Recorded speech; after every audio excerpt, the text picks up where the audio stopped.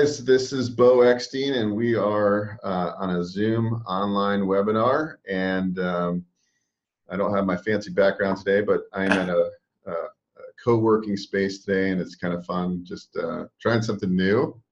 And it just kind of gives me a new energy for working. But I'm in Walnut Creek right now, downtown, so it's a great little space here. So, but I'm really excited because we have, if you've been to our local meetups, we've had Al speak there, and he was a big hit. And I think right now, with a lot of investors, they're kind of looking for another way of creating cash flow, creating an opportunity for them to eventually leave their jobs if possible, right? Like we all pretty much want the same things out of why we want to get into real estate investing, or why we're investing in real estate. So Al's, I mean, he's the leading landlord for a reason, right? Because he's figured out different ways, because he came from the corporate world, and he wanted to figure out how do I make a great living for my family and be able to go to their sporting events for his kids. And he's kind of really developed a cash flow mindset, if you will, and he's figured out how to maximize returns, and also how to do this with very little money of your own money, by controlling properties with leases and things, and then subleasing them on a furnished unit for short term, like 90 days, 30 days. Sometimes he does daily rentals on some of his properties. But I think this is definitely a topic that's very hot with a lot of people right now, is because it's not rocket science, but we need somebody to give us a little guidance to see how we can get going, because a lot of it he can teach us all day long, but we have to take action. So the nice thing about Al, right, is that he's just a normal guy, right? He's just a normal guy. You can reach out to him and he'll help you. And what I've liked, because I did go through his course, and I'm in his Facebook group, and I see some of my friends that are in the course. And what I like about that is that I see some of them having success because they're taking action, and these are newbie investors too. And that's like the best thing, right? Because how can you control real estate with maybe $2,000 or $3,000, and then create a cash flow of $800, $1,000, $1,200 a month per property, those are the better properties, but you're probably looking at $500 or $600 on an average property, but it's out there. And so I wanted to bring Al back basically because I think he's got a great mind, and he can teach us things, and he's down to earth. And I think if you guys kind of like turn off everything, your Facebook and your phone, try to turn it off so you don't get distracted, grab a piece of pen and paper, take some notes. And then guys, after we kind of go through, we're kind of doing this informally, where we're going to do a lot of Q&A, kind of, so you guys can type in the chat box and ask questions, and then we'll try to address all of them. And then at the end, we're also going to, if you stay to the end, we're going to give you a 21 video series for free. And that's all about getting started with Airbnb Arbitrage. And that's basically controlling properties with not owning properties, right? So there's a lot of different strategies within this. Al and I talked for about an hour this morning, and it's just amazing how many different strategies with just Airbnb and furnished rentals. There's like 20 different strategies, if not more, if you really start thinking about it. So without further ado, Al, why don't you just give them a little bit of your background? A lot of them know you already, but give them a little bit of your background and how you got into the rental business, and then where is it going from here on forward? What are your plans? Okay, I sure will. But Ben, I wanted to thank you for having me back, man. It's always good to be on your show or be at Thrive. So thank you so much for that. I appreciate you sharing me with your audience. And so my background is civil engineering. You probably can tell by my voice that I'm an engineer. And I used to work on bridges. Like, for example, I was working on the repair of the Oakland Bay Bridge, on those piers that everyone knows about. There was a problem with the Oakland Bay Bridge. I was overseeing that. And I was doing these long commutes. It was like, from Sacramento to Oakland, sometimes it could be a couple of hours or more with traffic. And it was just a lot of commuting. I was eating a lot of fast food. And my full name is Albert, and I was gaining weight. So it was a bad combination. It was a bad combination. So we got to the point where I realized I didn't need to do that because there's enough short-term rental income coming from my eightplex. And so not only do I talk about short-term rentals, is really the thing that helped me get to financial freedom, or helped me get my control of my time, so I didn't have to do those long commutes anymore. So that's why I'm excited about it. I know it works. It's really the thing that helped me shift from corporate life to being home with my family here in Sacramento. Cool. Okay, so so why don't you tell us about your first furnished rental and how that came about, and kind of like your mindset shift, because before that, did you just own regular rental properties, and what kind of transitions where you got the idea of doing this? You know, I was working on this my first book. I was trying to find how to pay for my 8-unit building, which is my apartment building, without rental income. So one of the things I was trying was short-term, Airbnb income, and I liked that. But when Airbnb came up with a category where you could just market to business travelers, like it was the end of 2015, beginning of 2016, they came up with this category called business travel ready. And when they did that, I said, I'm all in, because I wanted business travelers because they're a lot easier to manage. So that was 2016. I set aside a 2-bed, 1-bath unit that I owned and just did Airbnb, VRBO, and a mixture of Craigslist, temp housing. And I was just trying it all out to see which one gave me the biggest net income results. So that's how it started in 2016. It was with my own unit. I just set it aside and said, I'm going all in for business travelers. That's what I did. So out of all the units now that you own, what's the mix that you that are daily rentals versus the longer term where you're doing 3 months or 30-day stays? Okay. What's your ratio? How do you determine what would be the highest and best use for the property? And then also, I think if we get into your mindset, like if a property's a little further away, obviously you don't want it to be a daily rental unless you have the systems in place to be handling it for you. So I mean, how do you figure that part out of it? Okay, so right now, what I have in my portfolio is an 8-unit apartment building, and out of those, 5 of them really, I have 1 long-term furnished, but let's say 4 of them are short-term. I call it extended stay because I like month-long and longer. So there's I call it the short shorts, which is 30 days and less. And then there's something I call the long shorts, which is 30 days and more. And I like the long shorts because it's easier to manage, and it still gives me about the same net income as short shorts. Now, the reason I say that it gives me about the same is because when you do 30 days and less, you have to pay lodging tax, and there's all kinds of rules that the cities put on you. Like in the Bay Area, I think in San Francisco, you have to do it out of your own personal residence, But and also there's a tax, and then you have to keep a record of all the people that come and go, and it's just a pain in the butt. It's more restrictive. Now, when you do 30 days and longer, you're outside of all those regulations, and you don't need the additional insurance. You don't need to pay the taxes. You can just kind of compete against the extended stay Americas and the residents and group of people that use those.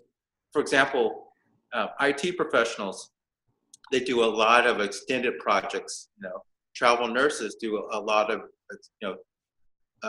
13-week projects. Construction management people, they do if they're working on projects, it's usually more than 30 days. They're looking for extended time. also, there's a lot of fiber optics going in for internet, and those guys are headquartered at places that are staying for 30 days or longer. So, I mean, pretty much nationwide is kind of what I'm hearing from you is that if you do 30-day or longer, you don't have to deal with a lot of the individual cities BS. That kind of, it's usually the daily or the shorty shorts that are the problems as far as, you know, when you need to get business license and whatnot. Yeah, so what well, you want a business license anyway, but the short shorts really attract the tourists. You know, they're staying for a week, they're staying for overnight on weekends. Those are the tourist type of people. And people staying longer than a month and longer are really the business travelers or the digital nomads, the people who are easier to manage and not so demanding on your time. And they also have a different mindset. For example, if you were an employee and your employer is paying for you to stay, then how you treat the property is going to be different than if you were on vacation, right? Your mindset's different. The way you treat the property is different. Your price sensitivity is different. It's a completely different niche, that 30-day and longer category. So that's why I like it. And that's why I like business travelers, because they're less price sensitive. And what do you think the best website is for the business traveler and the extended stay? Where do you get the best results as far as bookings and things? You know, that's going to vary all over the nation. There's different, you know, it changes. Like some of the East Coast, some people first go to Craigslist. You know, Craigslist, temp housing in Craigslist is still a big place, that, especially in the Bible Belt. Airbnb is huge. Most people know about it. You know, they're advertising on the Super Bowl. So a lot of people know about Airbnb.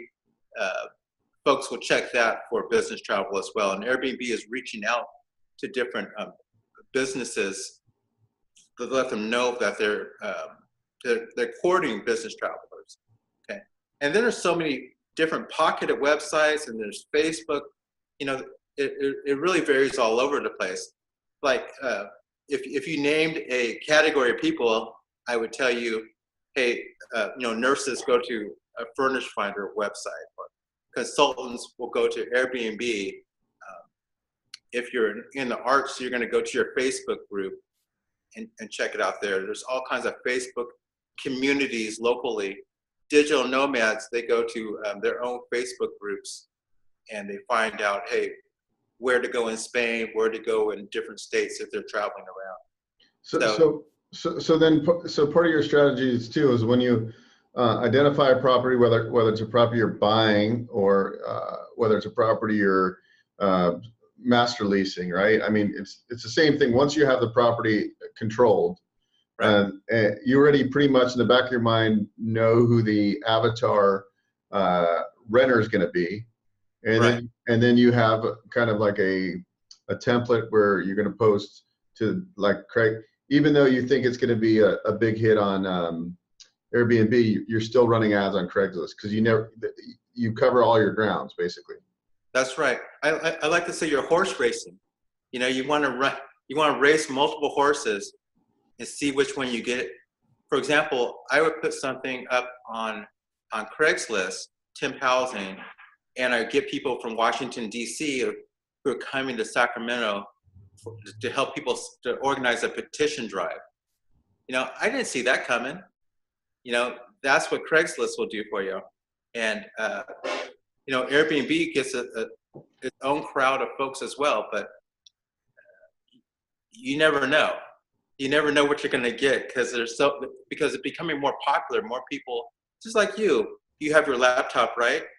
You're Mm-hmm. all over the place. You can take your office. It's probably up in the cloud somewhere, and you can be wherever you want to be and enjoy the lifestyle before you retire, before you're old. You know, you can live that retirement life, that 4-hour work week life, pre-retirement lifestyle, just with your laptop now. So more and more people are doing that. Yeah, we love the laptop lifestyle. That's what I think everybody everybody wants to do. I don't get me wrong, I love working, but I also like to work on my terms, not somebody else's terms, right? Like I want Right. to be able to like get up at 5 in the morning and work for 3 hours and then take the rest of the day off, or Right. work late or whatever. So yeah, I mean and that's why this business is a great cash flow business to be able to do that. What I really love about it too is like you can do this with very little money.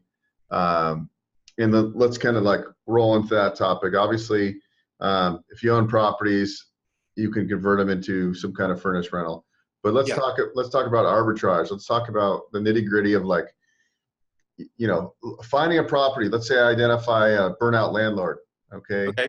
And then just give me, we don't have time to go like super deep, but let's go high level. Like, okay, you find this landlord, here's what I basically tell them. And then, Yeah. and then just how the structure, how what your lease agreement is, your master lease agreement. And also I'm assuming that, you do have a course. So in your course, do you provide, example lease agreements and things like that, and all your templates and that good Well, stuff.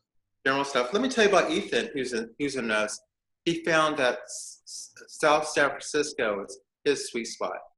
He likes the homes that have like a in-law quarters behind it, and he rents the whole thing. So it's like there's a whole area in southern San Francisco that has a house with an in-laws quarter on it.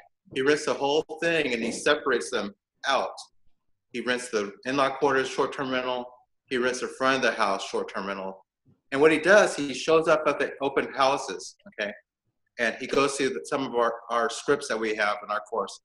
He goes through and he compliments the owner about the place. He gets to know the owner a little bit for about 15 minutes. That's kind of the strategy.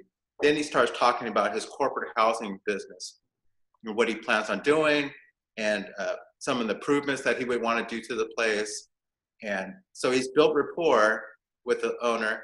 Then he talks about his corporate housing, and he talks about some of the business people. And that's one of the keys, is talking about the business travelers, to get the landlord to kind of think about them versus all the beach people or all the tourists. So get them thinking about that, and then he closes them out that way. And for leasing, I try to stay away from all the, because it's kind of a legal thing, right? So I don't like to give legal advice. But Right. in, but in general, we use the lease agreement that the landlord gives, and we modify that with taking out the sublease clauses and negotiating, because all those terms and clauses are all negotiable.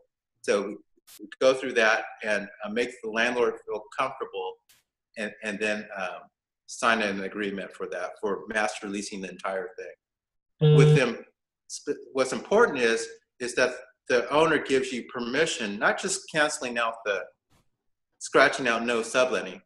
You need explicit written permission that they're going to allow you to operate. So that's the key. So I could probably find some examples somewhere. And then your advice is if you have really questions, you should probably just run it by an attorney once or twice, just to because obviously you're not an attorney, but just to make sure, because everybody's in different jurisdictions and things. So that's the only kind of like caveat to kind of really be Right. aware of. But everything else is pretty simple. Right.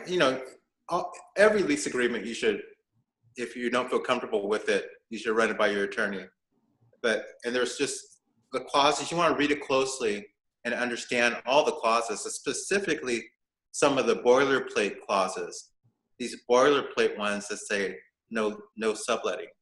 You want to catch those things. What are the common pushbacks you're seeing from the landlord? Because once you get down to the lease agreement, he or she, you've already like told them that you're going to be master leasing it. So what other kind of pushback are you getting, and then how do you overcome those couple? The big thing I share and teach is that you really want to. It's all revolving around business travelers. That's the only thing I wanted. That's my specialty, is business travelers. So corporate housing has been around for centuries. Mm-hmm. A lot of people know of it. It has a good sound to it. It brings up good imagery. So I talked to the landlord about my corporate housing company and taking over for them, and that opens up the door. They're more receptive for that, at least. And then I talked to him about the type of tenants, like if it is a fiber optics crew, or if it is a theater crew or a construction management crew that is your clientele. You want to tell them about that so they have enough information to make a decision. You know, you can't just leave it wide open. You can't just say, you know, I'm gonna lease it out to other people. You got to say who you're going to lease it out to in general. Yeah. Say yes. That's the key. That makes sense. Now, like in the house flipping business, a lot of the mentors in that business, they always tell you that you need a credibility kit, which makes sense, just like who you are, what you do, and some of your recent projects and stuff. So I'm thinking like that's probably something similar. You would say like, hi, I'm Bo Eckstein, and I have a company, Corporate Housing Solutions, and I provide housing for nurses. Do you have like a one-page credibility that you send to a landlord as you're discussing it, or have you not needed to there? Some people teach that, and I definitely think it's a good idea. But you know what, Ben? When it boils down to and what actually works in real life, according to my experience, real life, is that people will just, if they like you, they'll say yes. That's bottom line. If they like you, they're going to say yes. No matter if you have a business card or a website or anything, that's the truth of it. You don't need a fancy website. You don't need business cards. You don't need anything. They just have to have some type of rapport. And this whole thing that we're moving into, Airbnb and all of that stuff, all those things are all about trust. They help people feel comfortable with strangers. Mm-hmm. So this whole thing is just giving people a sense of trust, and you just have to get out there to do that. You can get all those other things. They'll help, but they're not going to necessarily give you. You can have those things if that person doesn't like you. It's just that simple. Yeah, no, I get it, because it's the same thing when you're an experienced house buyer, flipper, right? You don't really need a credibility kit because you know how to talk, and people know you, like you, and trust you, and know that you're going to like do what you say and say what you do, or say what you do and do what you say, right? And it's the same thing. What you're saying is that you just role play and learn what people are going to have rejection for, and probably the majority of these people really just they want their set number for their lease, their $2,000 a month. That's it. Hey, if you want to make the spread on it and worry about this headache, you go right ahead. Just keep the place in good shape, and I don't have to do it. I don't have to have a property manager anymore. You're essentially a property manager, but you're getting paid a lot for doing it. That's it. You can talk to them about the fact that you're going to be the property manager, and that you're going to pay them instead of them paying the property manager, and they can see that value proposition. You talk to them about, hey, your place has got to be spotless because my business depends on your place being spotless. Mm-hmm. And they like that. They understand. Oftentimes, they want to be a passive landlord. That's the ultimate dream, right? Yes. If you can accomplish their goal of being passive and not dealing with every time the hose has a leak in it, from the garden hose has a leak, you don't have them deal with those problems, then they're more likely to accept your proposal. Your value proposition is very enticing to them. Yeah. So getting into this business, then, okay. Let's say I'm new to this business, and this is kind of my niche. I want to go into the furnished rental space. I'm just like getting in the mindset of like what to expect. So let's say I'm new, I don't have much money. Airbnb Arbitrage I'm not going to say Airbnb, is the kind of the best bang for the buck, right? Because I can get in and out for $2 or $3 grand. Right. first month, last month, and furnishing the place. Let's say it's $4 or $5 grand, whatever that average number is. Yeah. And it depends if it's a San Francisco property versus an Oklahoma property. I get that, but so it's Absolutely. it's a very low out of pocket, right? And the risk, I mean, your risks are really you sign a lease and you can't get a tenant in for 2 months when you thought you'd get a tenant right away. So that could be the downfalls. But obviously, you have to do enough market research where and probably you have it. You pretty much know you're going to have a lease before you sign your lease. But like, how do you walk somebody through who's going to arbitrage now? Like, like, let's just take like a case study of somebody that's been through your course and doing their first arbitrage, how they find it, how much did it cost them to furnish it? Did they have to come up first and last? And then were they able to, like, the time their lease took place, did they have their tenant in place? Well, let's talk about Rochelle. Yeah. So she went through the course and she learned how to market, and that's your safety net, and that's everything. Is you're running a marketing company, so you're not worried so much about your vacancies. If you don't know how to market, then you better worry about your vacancies. The more marketing strategies you know, the safer this whole thing is. So that's what I teach you there. So she went through, she started looking at her own network. She likes construction. She knows construction. She's able to network to a fellow who's doing a long-term construction project through her own network, just asking questions. Then she went out and found a rental, okay, that was in the price range where she could make a margin in it. And then she spent about $3,000 furnishing this place, which was a Victorian in Reno. And so she was able to do that, furnish it nicely, and then she got the fellow in. Oh, so $2,000 to $3,000 to furnish it roughly. Mm-hmm. She had to pay first and last month's rent for the apartment, or it's a standalone Victorian. And the fellow coming in, he pays his rent to her tenant, which is much higher than what she pays out.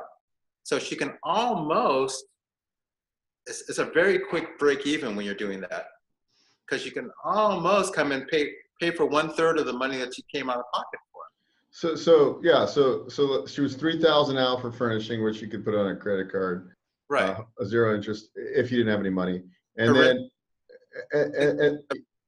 Oh, go ahead. Sorry, I cut you off. Go ahead, Al. The rent that she's charging, so she's paying around $900 for this place. She's charging the fellow, her tenant, about $1,700. No, that's not right. 18 something. $1,900. 19. Okay. Because she's got $1,000 spread in there, in her situation, which is incredible. So this construction guy, he's getting a savings because this whole thing is cheaper to pay her than it is to pay a hotel for a month. So he's happy. The landlord's happy because he's getting his full rent and he's got a good person taking care of the place, right? And then she's happy because she's got $1,000 spread and she breaks even in 3 months. So it's a triple win across the board. It's a lot of value creation by doing this. And how long was that tenant going to be in? Was it a 90-day or was it longer, or 9 months or 5 months, or? She's got this guy for 10 months. Okay, so that's perfect. So at the end of the day, you got 900, 1,000 a month coming in. Let's say 900, because the thing too, guys, you got to understand is that Rochelle on this one is paying utilities, right? She's paying the internet, she's paying water, and garbage and all that stuff. So you deduct that out of the $1,000 or whatever, the $1,100 spread, and let's say she's left with 900. It's still great. I mean, that's a pretty great return right there. Right. Per month. It's a very fast break even, and it's just cash flow after that. Yeah. So essentially, you might be out of pocket five or 6,000, but if you do it right, it's like a day. You have because she got back, she's charging first and last to them, and her first and last is double the amount, right? So she's it's out of pocket. She charges them a deposit. Yeah, just a deposit. And then first month's rent. But Okay. that cash flow almost offsets Everything. Yeah.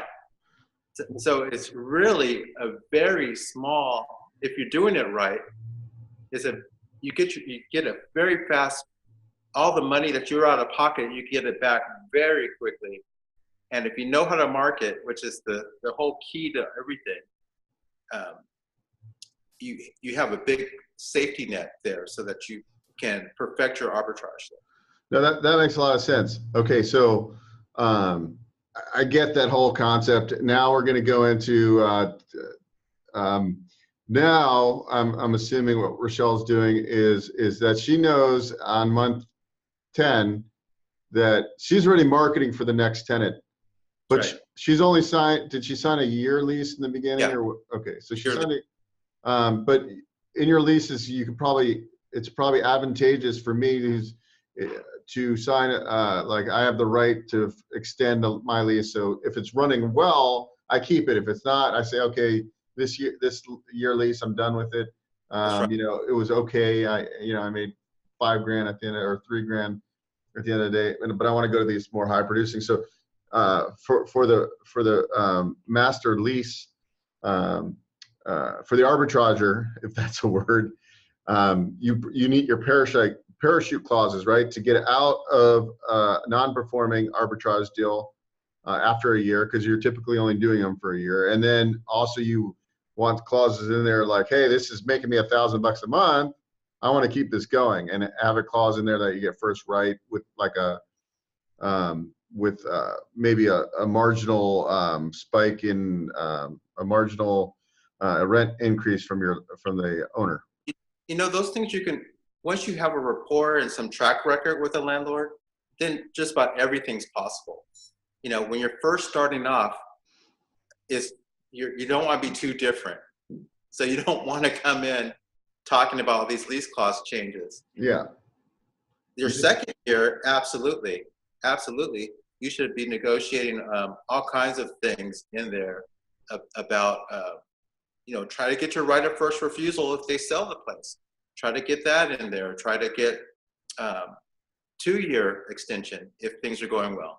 Absolutely. I mean, real estate's really about being creative, right? And every deal you're going to learn something, right? So you're constantly improving your game in all of real estate. And the thing is like, you can never stop learning this business. Like, this is just like we were talking earlier. There's so many little ways of creating money in this business and niches, which right now this business isn't saturated. Like maybe like the fix and flip business, there's a million people want to be house flippers because of HGTV, versus like this is like the emerging trend right now. I mean, it's booming obviously, but it's like, how do you capitalize it and how do you stay in front of the crowd and carve a niche where people can't really copy you necessarily, and that's and I think the creativity and the marketing is the key, really, because like the big institutional companies don't have the manpower to like figure out how to track these down and make,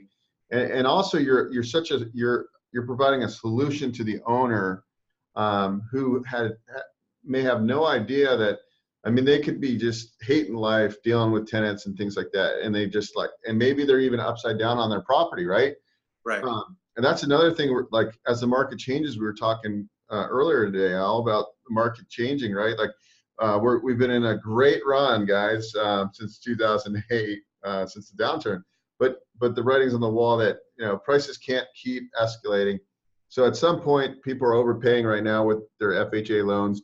Some point there's going to be a short sale market or whatnot. Some people don't want to ruin their credit, and this is just kind of came to me as like, that's a great idea where, hey, I'll lease it for this, I'll cover the majority of your mortgage, you don't have to get a short sale or foreclosure, and then you arbitrage the property.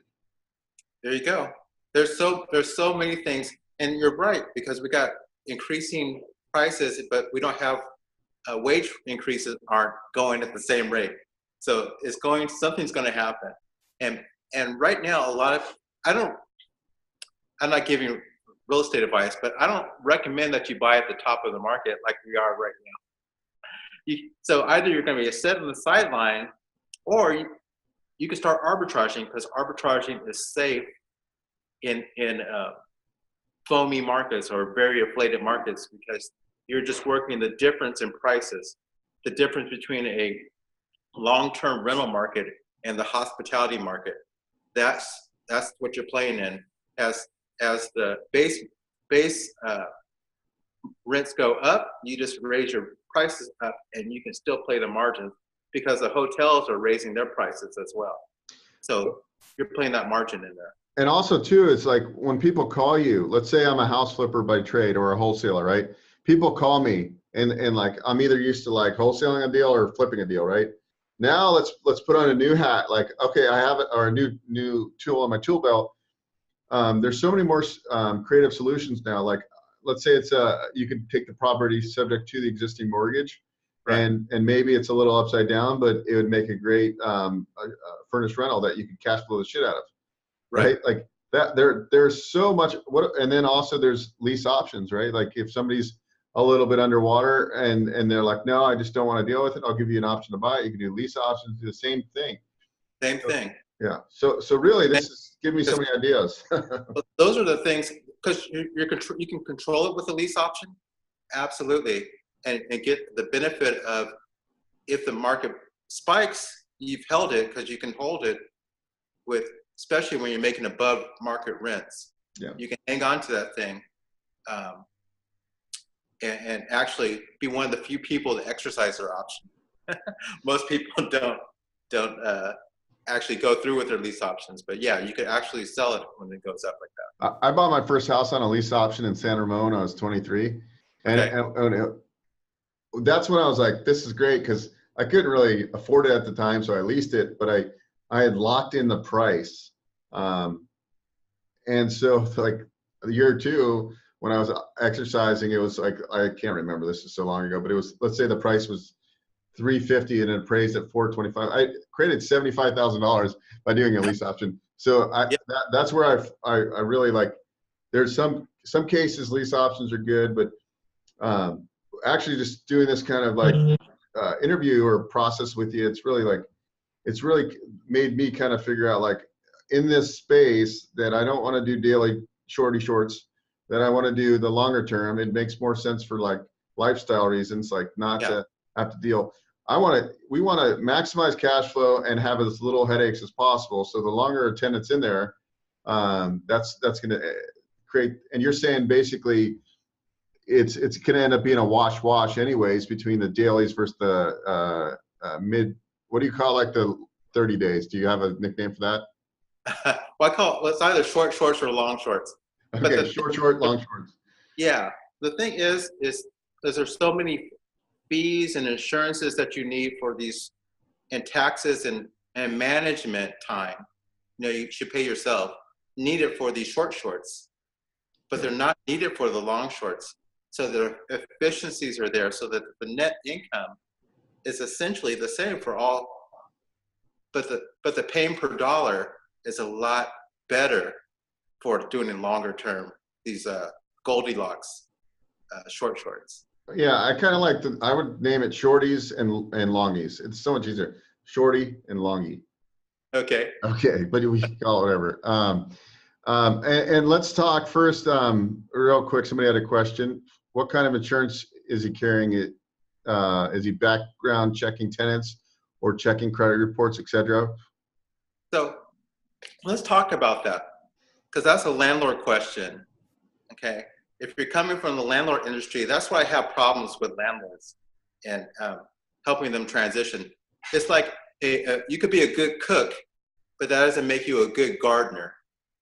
It's two separate things. And you take a landlord mindset and try to do short-term rentals, you're going to fail. Okay, it's as if you go to a hotel and they're trying to ask you for your social security number. You're like, what the? you don't give your social security number at a hotel. Right. Just give your credit, you know, you give your credit card and that's it. That's the game we're playing. You look for some other types of ways of evaluating someone's trust level. And again, like we talked about before, this whole thing with, let's call it Airbnb to represent all online travel agencies, this third party, is to give strangers a way to trust each other because they work as an escrow, you know? So you need a mechanism to trust each other. So that could be, for me it is, having an employer assignment letter.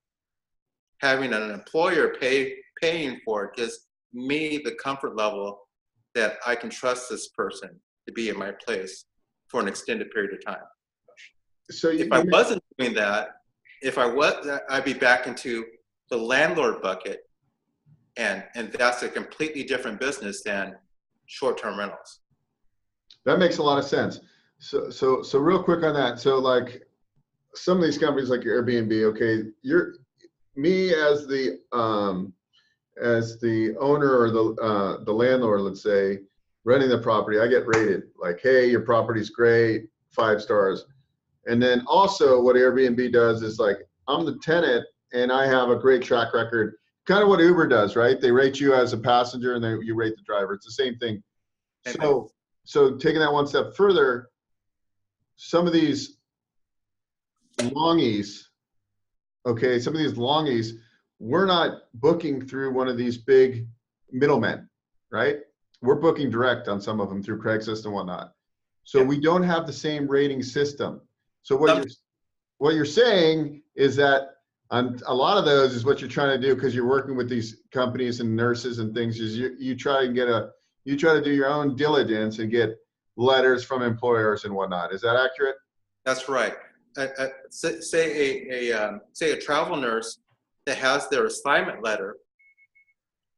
In order to get that, they've already had a background check, drugs and everything. They've already had people draw bloods and references and everything. So that assignment letter is all I need. That assignment letter, a picture of their current nursing badge. That's it. That's all I need. If it's an employer or employee, then I want to talk about to their accounting department. I want an assignment letter again. I want to be able to know it's a reputable company. Like if Tesla came and someone's working for Tesla and they come to want to rent your place, Tesla's paying them to be there. How much more information do you need to know? Exactly. That's great. I'm actually learning more on this call than I've learned in the longest time. So it's good.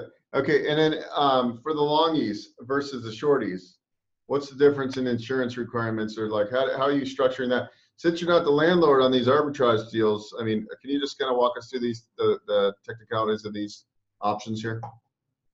Well, if you're doing less than 30 days, you need some type of different additional insurance, because you fall into a donut hole for insurance policies, because landlord policies cover tenants, not transients.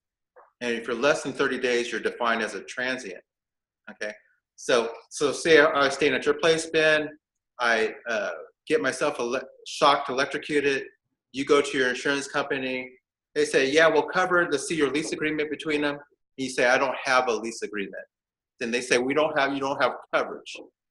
Okay. Yeah. So there's different companies that take care of that. They come up with insurance policies. Now, if it's a 30-day and longer, and you do have, let's say you have a 3-month lease with doing a longie, as you call it.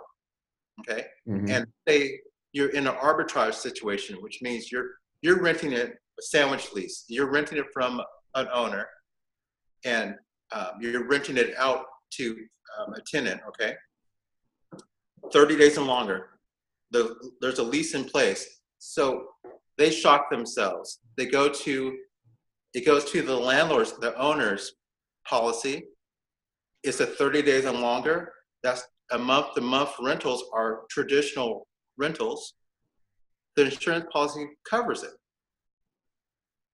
So there's another reason that the longies are. Why longies are better because you don't need so many different layers of, it's the difference between transients and tenants. It's the world of all the laws and everything's different between transient and tenant. That makes a lot of sense. That's why I'm doing longies. But also you keep on calling me Ben and it's Bo, Al. Oh, I'm so sorry. I got the whole thing wrong. I know that. Oh my. I know. You know what it was? You did it fast and you've been saying it all day and I'm like, oh God, he's called me Ben, but I didn't want to cry. I was laughing every time you said it. Why didn't you correct me earlier? I don't know, because I was just seeing how long you would say it. But Oh, I know it's Bo. But that's why you're getting old and you can't remember things. So. Anyways. Okay.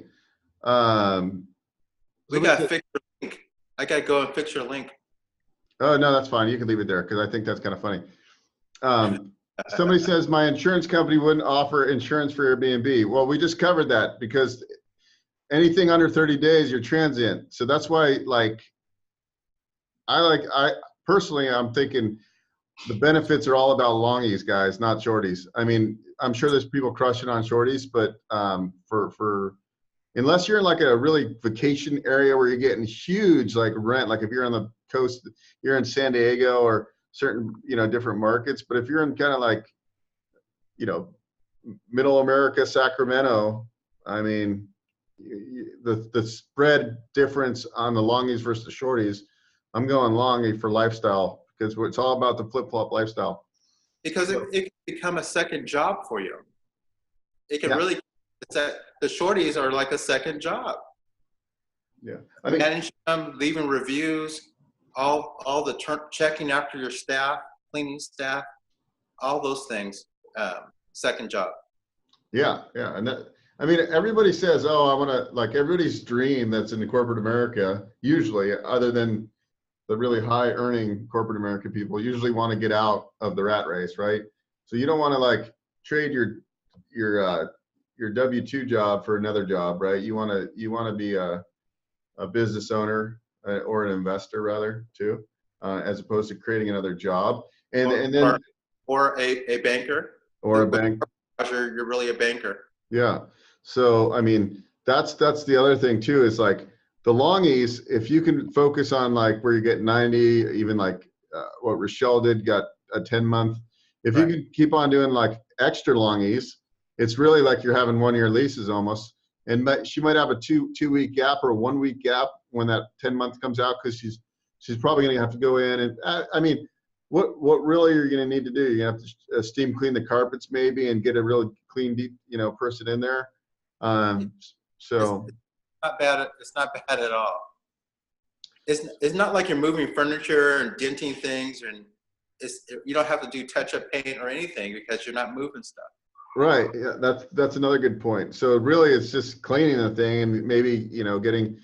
Now, do you let pets? Do you let, like, if somebody's got a dog and things like that? So that's also, obviously you have to have, that's got to be in the agreement with the owner of the property. It's like, hey, there's going to be a dog, and obviously that's another thing to think about. But people pay huge premiums to be able to have their dog. That's a big old profit center if you take care of their pets. They'll spend a lot more money with you. And there's all kinds of ways of, there's air filtrations to take care of cat dander. There's I cover all my furnishings, my sofas and stuff. I have sofa covers and things and duvet covers. So when I change out units, I can wash everything or throw it away and put a brand new cover on it. So if I had a dog in there, it's easy to turn it around and make it so that you wouldn't even know. There's enzyme sprays to break down urines and things like that, so that you don't even know it's there anymore. The technology is such that there is no reason not to have a pet anymore, because the technology has caught up to any problem that you face. That's awesome. Stuart asks, can you get your own insurance policy as a sublessor tenant so as to both protect ourselves and add extra comfort and security for a landlord? Yeah, you absolutely can. So first of all, there's renter's insurance that everyone knows about. So you can get that, your first line, that that handles liabilities and things like that, or property. And then there's a whole industry of Airbnb insurance for gap insurance. There's a whole ecosystem of businesses around just what he's talking about. It's well established now. So he can get insurance up the yin yang if he wants to for this, and absolutely overlap coverage with the landlord. So you can have a landlord's, if this is an arbitrage, if it's part of his landlord policy, so that's some coverage, renter's insurance, and then transient insurance on top of that. So you can have 3 layers if you want to. It's already this off the shelf, nothing new. This has been going on since 2008. So it's well established now at this point. That's awesome. I'm actually getting super excited, like just like what's out there, and you know, the possibilities. I was thinking about, because I spend my time in Las Vegas, and like just researching that there's a ton of hospitals there, you know, the traveling nurses there, it's huge. So it's like, you know, the opportunities, and you can actually contact these hospitals, and they have lists. And so when they have a nurse looking for a rental, you know, a furnished rental, you're on that list. So it's really, you could make phone calls today or tomorrow, and you could have, you know, contact information where a lot of people might not be reaching out to get these opportunities, and then you can carve yourself a huge niche in whatever market you're in. Oh yeah. So you're just talking, you know, there's niches for emergency services, ambulance drivers that need to be on 24 hours. They don't have a fire station like firemen, but they have a furnished rental that they'll stay in. You know, these people that use this extended stay housing hotel industry is just climbing and climbing. There was no extended stay America just a few years back. Now there's several different types of, there's low end extended stays like Wood Creek or something like that. I can't think of a name. There's Stay America, and there's Residence Inn. You know, all these things are coming out because this market continues to grow, continues to be more popular now wait, just when artificial intelligence really kicks in more, there's going to be even more of this virtual meetings, virtual lifestyle, virtual businesses, and lease agreements.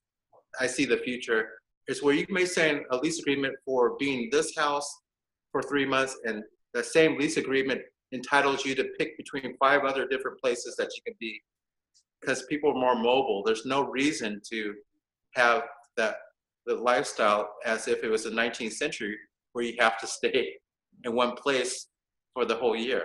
It's not like that anymore. Yeah, I mean, it's kind of like if you look at the timeshare business, like why the heck do people buy timeshares? But if you actually look at it, like some of them have these cool point systems, and you can go to all these different places.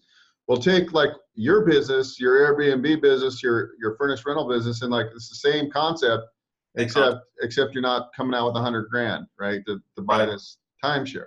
So it's actually, yeah, like for me, for example, like I told you, I'm like, okay, I'm moving to Vegas. I decided that I'm, you know, selling a couple properties. I'm going to live there because I can buy a nice house. It's $350,000. It's 2,400 square feet with a pool, versus me trying to buy something in Walnut Creek. That same property is $1.3 million. And like, I'm not living to pay a mortgage, right? So, and then it's like, okay, well, it's too hot during the summer. I want a place in San Diego.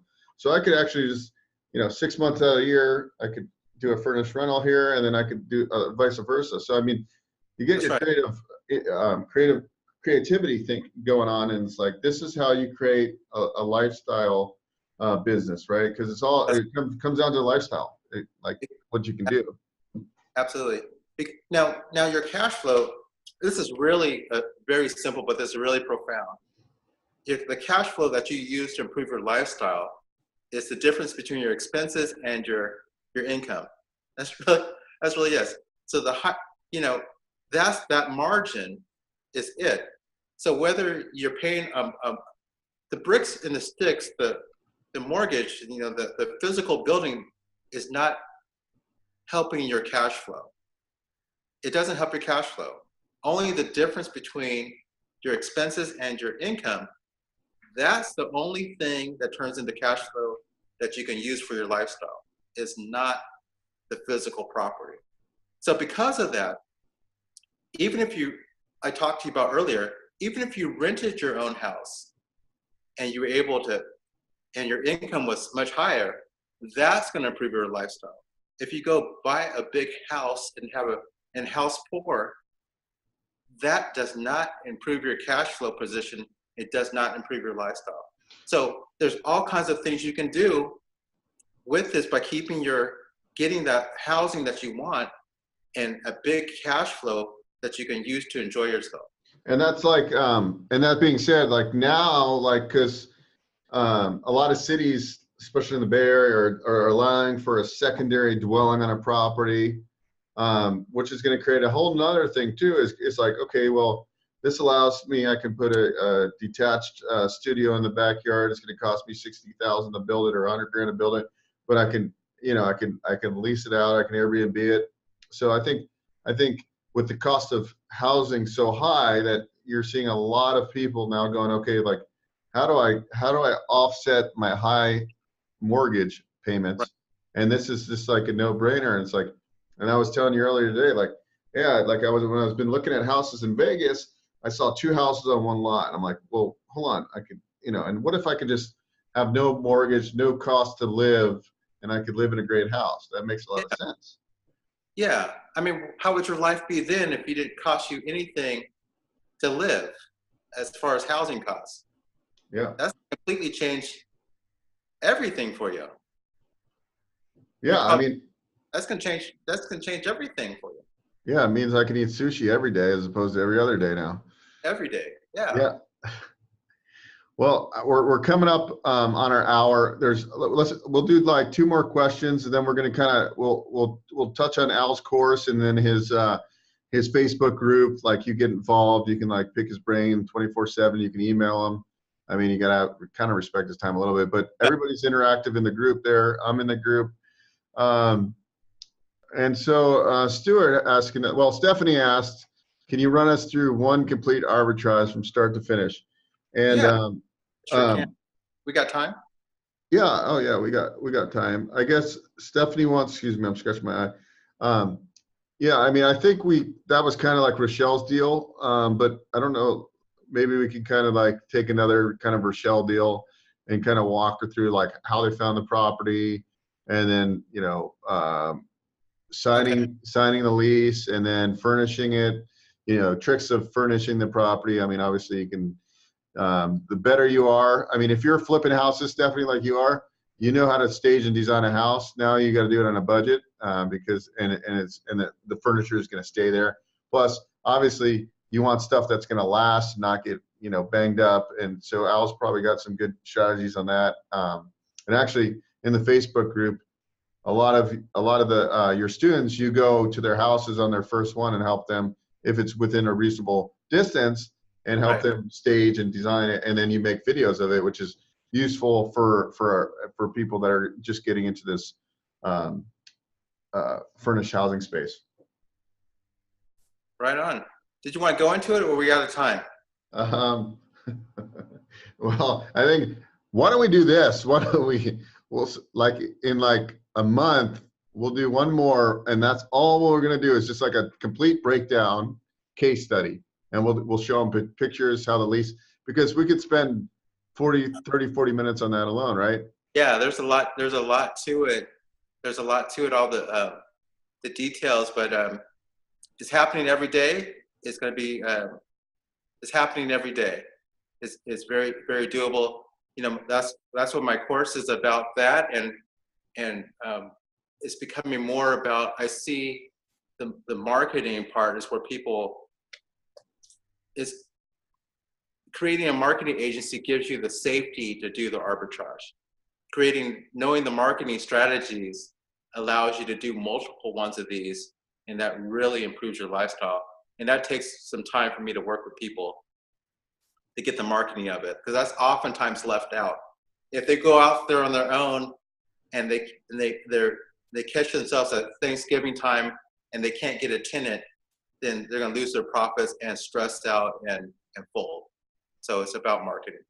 And here, this is more of a simple question, and then we'll go into like, let's just touch on your program after we answer this simple question. So if anybody really wants to dive in and get into the group coaching and kind of get like the video series so they can just get started and have like a foundation, we'll get into that. But Stuart asked another question. How does Al handle ongoing repairs and maintenance expenses beyond simple painting, cleaning, etc. with the landlord? I'm gonna take a crack at this first. I may be wrong, but I'm probably right. Is that it's a standard? Usually, it's a standard lease where landlord's responsible for certain things. The AC goes out, landlord. And I can imagine it's just pretty much the same as if the normal landlord-tenant relationship. That's right. Unless you agree to do certain things because there's going to be more turnover, which would be a supplement or addendum to this lease agreement. But pretty much it's the standard deal. Right, Al? Is that kind of right? Got it. Yeah. That's okay. Okay. So we answered the question. I mean, I figured that out. So that, but everything, Stuart, everything's negotiable. You might have to do some stuff to on your first deal to win over the landlord to do the master lease with you. Right. Let's just go like a really kind of 5-10 minute overview of your course. The different the foundation, how you get started, like how you get people going in this business, and then like the Facebook group and all the accessories that come with this coaching. Okay. So what I have is a coaching and training program. So oftentimes people who come in as a landlord and they want to reposition, I help them do that. I help them accomplish that goal, take their rental and turn it into a short-term rental business. So and then people who start with nothing, even some people who start off in debt, I help them.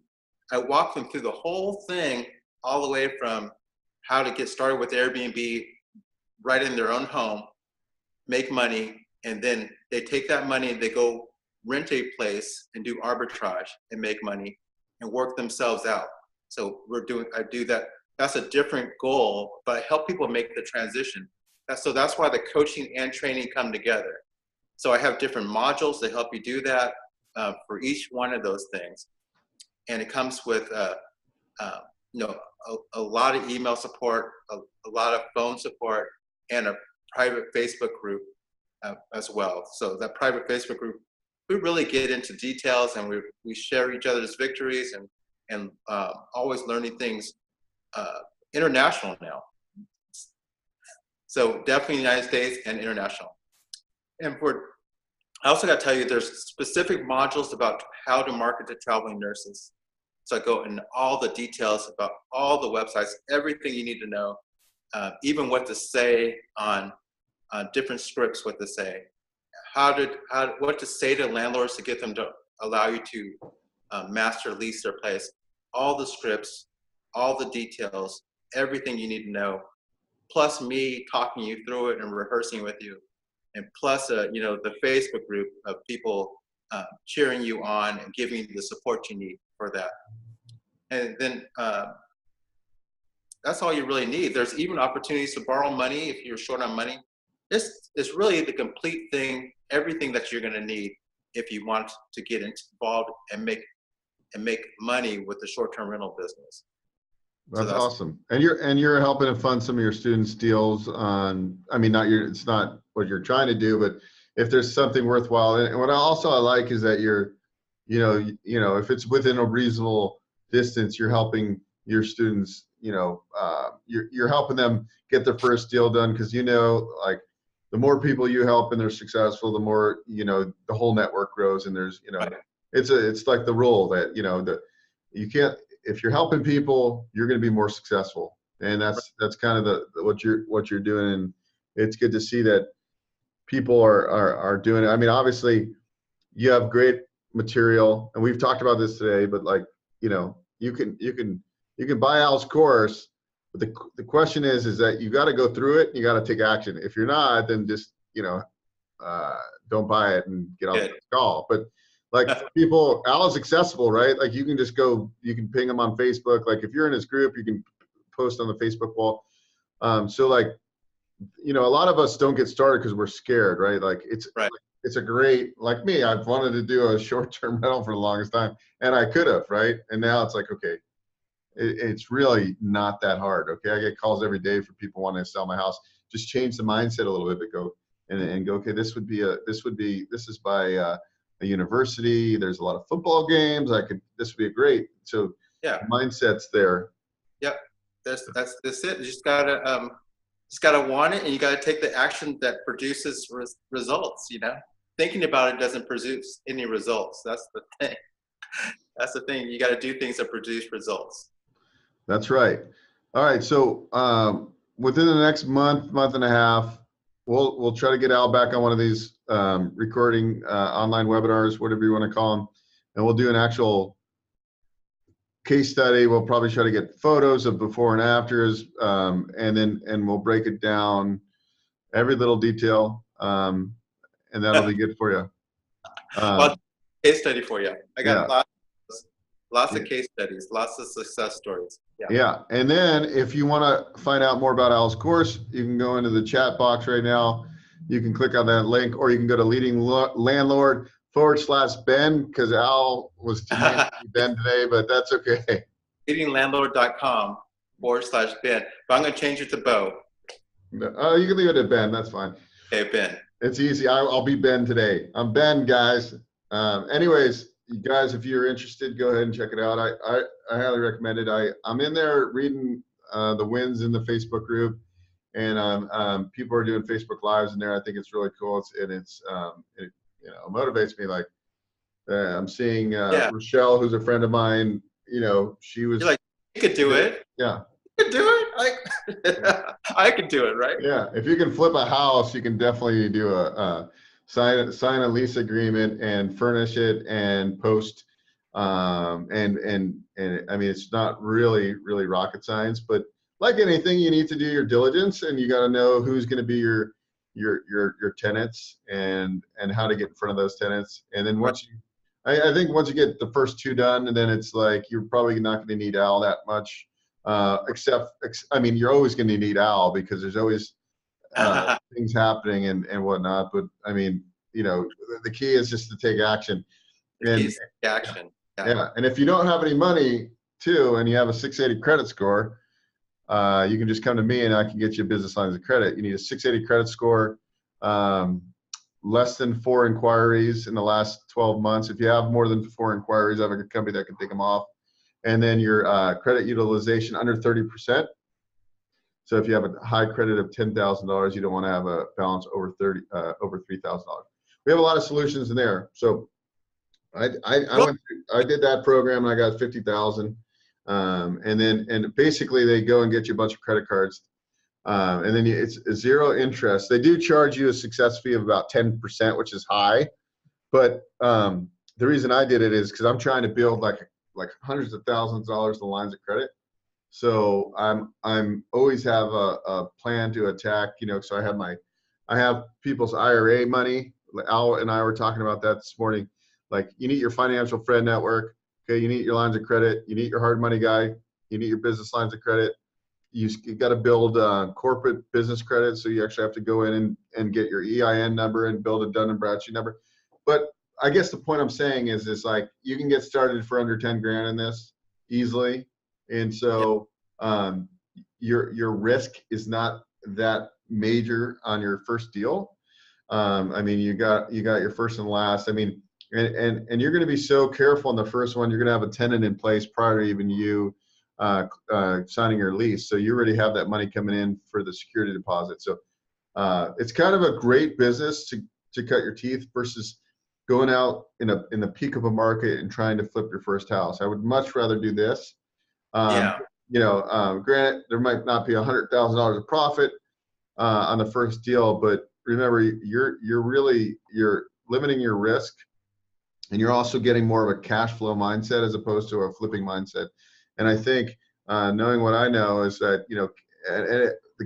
cash flow is king. So, I mean, this is kind of like these strategies, I think, will pay off bigger than any other strategies out there. Last question real quick. Somebody says, well, why don't you do 10-year leases? And I think I'll answer this again. I think because if most of these landlords aren't going to want to do 10-year leases, so you should maybe have an option clause in there that you can keep on extending. And this way, if your arbitrage doesn't perform, you have a way of getting out, because that would suck to be stuck in a 10-year deal and you end up breaking even. Real quick, typically real estate's 7-year cycles, right? So when real estate is down, you're going to want to buy. You switch tactics. So take all the cash that you make while you're arbitraging. When the market falls into the toilet, go ahead and buy. There's nothing wrong with that. Yeah, I mean, that makes so much sense, because it's like, okay, like let's look at 2009, right, and 10, 11, and like I could have went out to Antioch, and you could have cleaned house. You could have been buying houses for $60,000 and $70,000 that are worth $310,000 right now. Okay, so then you could have been 1031 exchanging those properties right now into big multifamily properties. But I missed the boat, and a lot of you did miss the boat. I have some friends that actually hit some major grand slams, but the majority of us missed it a little bit. I mean, we've had success, but not nearly what we should have. But that's why we keep on, spending it 2 hours on a call with Bo and Al and learning and asking questions, because that's what we want to do. What's the link? It's leadinglandlord.com/Ben, because Al thinks I look like a Ben, not a Bo, because Bo in French means handsome. Or you can click on this link I put in. It says gumroad.com right above. It's in the comment line. And also, guys, Al has been gracious enough to offer you. At first, he said I'm only going to do the first 5 people, but he said I'll do everybody on the call. 21 videos, and this is how to get started in rental arbitrage. So you're going to get that for free. But if this is a business you guys think you're going to go into, go check out joining the course, getting in the Facebook group, networking, because that's the way you're really going to kind of like fast track this. And then also, we didn't even touch on this, is that do you have like who in your group is successfully doing furnished rentals out of state? And then, so that would be a whole nother call, because we're already past our timeline, but there are people in the group doing that, because that's a whole nother topic, along with the case study that we'll get into. I mean, we might as well just have like a monthly call. Nah, Al's too busy for that, but he's working on some really cool projects right now, and it has some good ideas. So Al, thank you so much. I think this is the best call we've done since I've been doing online calls. Great. It could be because I had a lot of caffeine, but you did great. I love helping people, and this stuff really, really works. And I'm all in. I just want to keep collecting success stories. Cool, guys. Well, thanks again. And before I go, guys, I just want to remind you that there's a call Thursday night with my buddy Andrew Cushman. He's a multifamily guy, and he owns about close to 2,000 units. But he's probably, obviously, Vinny, my buddy Vinny's super smart. Vinny and Andrew are both awesome guys to learn from. Andrew's really analytical. But what I like about Andrew's story is that he was flipping houses, and then all of a sudden he's like, wait, this is a job. Let me get into syndicating. And so I think he's actually at about 1,800 units now. But so that'll be a great call. That's Thursday night, 6:30. I'll send out a reminder with the Zoom link for that. And then if you guys have any questions, shoot me an email. And also, I will send you a recap email with these links for the 21 videos, and also the link for the course. Thank you so much, Al. And hey, with pleasure. Yeah. And everybody have a good night. Goodbye.